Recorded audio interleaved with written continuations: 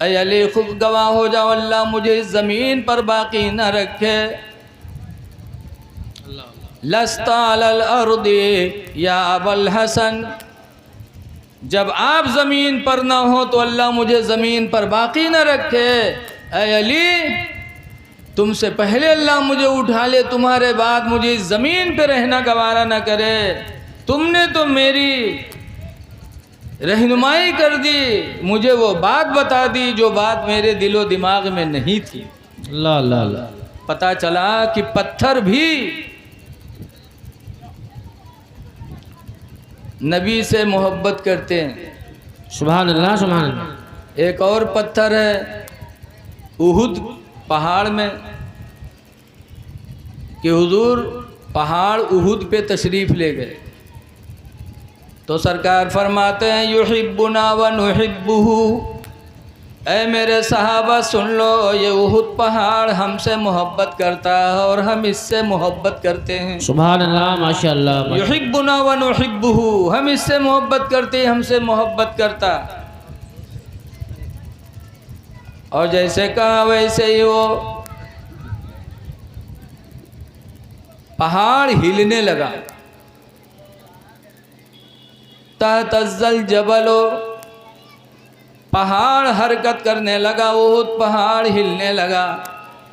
तो सरकार फरमाते उसबुत उहुद, ऐ उहुद पहाड़ तू ठहर जा। फ़इन्ना अलैका नबी, फ़इन्ना अलैका नबियुन, बस बेशक तेरे ऊपर एक अल्लाह का नबी है, व सिद्दीकुन, और एक सिद्दीक है, व शहीदान, और 2 शहीद भी हैं। वाह वाह वाह वाह वाह। तो वो पहाड़ ठहर गया। पता चला कि इंसानों से ज़्यादा मोहब्बत करने वाले तो पहाड़ थे, रसूलुल्लाह से मोहब्बत करने वाले, माशाअल्लाह माशाअल्लाह। और नबी की बात मानने वाले। कहा ठहर जा, तो उहुद पहाड़ ठहर गया। सुभान अल्लाह। और आज हम सब मोहब्बत रसूल का दावा करते हैं और हुजूर के फरमान को टालते जा रहे हैं। आज आशिक रसूल बहुत बनते हैं और नबी की बातों को टाल रहे हैं।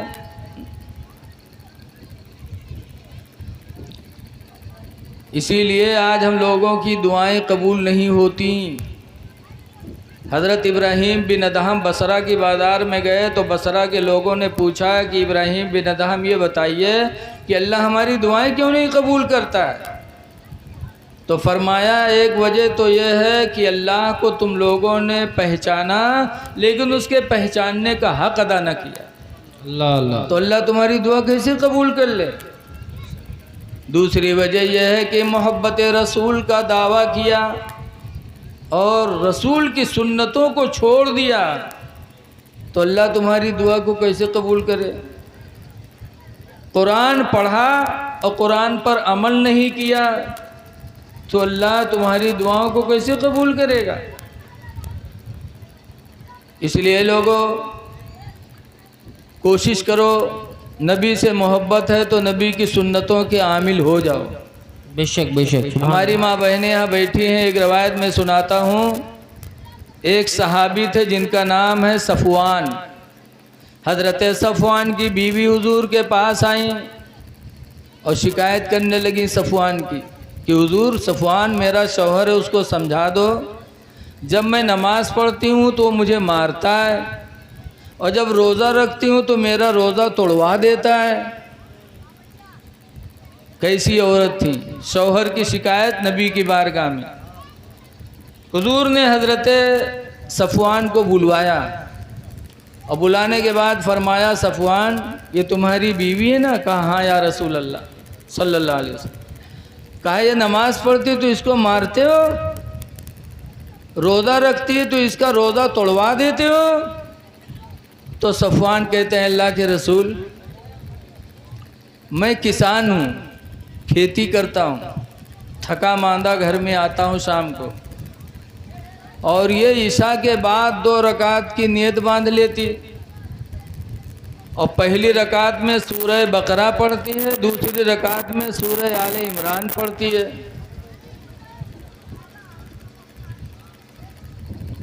चार्जर न लगा यार, जब चार्जर लगाते तभी होता। मोबाइल अब तो हर घर में बत्ती है, जलसा ही में मोबाइल चार्ज होता है।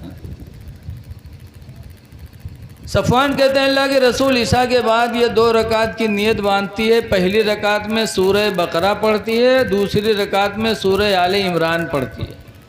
पूरी रात इसकी चली जाती है। सूरह बकरा 2.5 पारा में है और सूरह आले इमरान भी शायद 1.25 पारा में होगी। कारी साहब कितने में? तो 1.25 2.5 कितना हो गया? 4.25 पारा। कहते हैं अल्लाह के रसूल मैं किसान हूँ, मेहनत करके आता हूँ, रात में मुझे इससे मिलने की ज़रूरत होती है और ये नियत बांध लेती, पूरी रात नमाज ही में ख़त्म कर देती। मैं इससे कहता हूँ कि छोटी छोटी सूरत पढ़ ले, पहली में अलम तरा कै पढ़ ले, दूसरे में लीलाफे पढ़ ले, 10 मिनट में 5 मिनट में इसकी 2 रकात नमाज हो सकती है। लेकिन कुरान के इसी सूरत शुरू कर देती कि 2 ही रकात में इसकी पूरी रात ख़त्म हो जाती। मैं जवान हूँ, किसान हूँ, मेरी ज़रूरत पूरी नहीं हो पाती, इसलिए मैं इसको मारता हूँ। और रोज़ा रखती है तो तोड़वाता है, इसलिए हूँ अल्लाह के रसूल।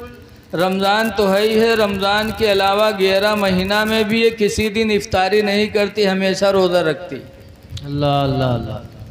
मैं किसान आदमी हूँ, दोपहर में थका मांदा आता हूँ, मुझे इससे मिलने की ज़रूरत होती है और ये रोज़ादार रहती है, तो इसलिए इसका रोज़ा तोड़वाता हूँ। अल्लाह के रसूल मेरी ज़रूरत कैसे पूरी हो?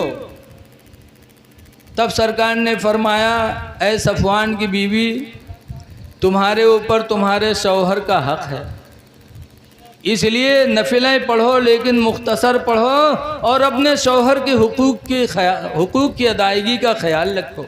माशाअल्लाह माशाअल्लाह। और नफली रोज़ा औरत कब रखे? इस्लाम में है शौहर से इजाज़त ले ले तो।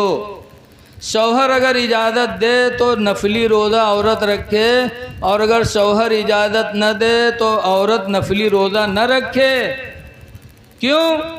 शौहर का हक़ है बीवी पर कि औरत अपने शौहर के ख्वाहिशात की तकमील करे। अब मैं माँ बहनों से गुजारिश करना चाहता हूँ कि एक तुम्हारी बहन सफ़वान की बीवी थी जो सूरह बकरा की हाफिज़, सूरह आले इमरान की हाफिज़, पूरी रात 2 रकात में पूरी रात ख़त्म कर देती थी। और आज तुम एक मुसलमान औरत हो, तुम्हें पंजगाना नमाज का ख्याल नहीं, तुम्हें कुरान नहीं याद।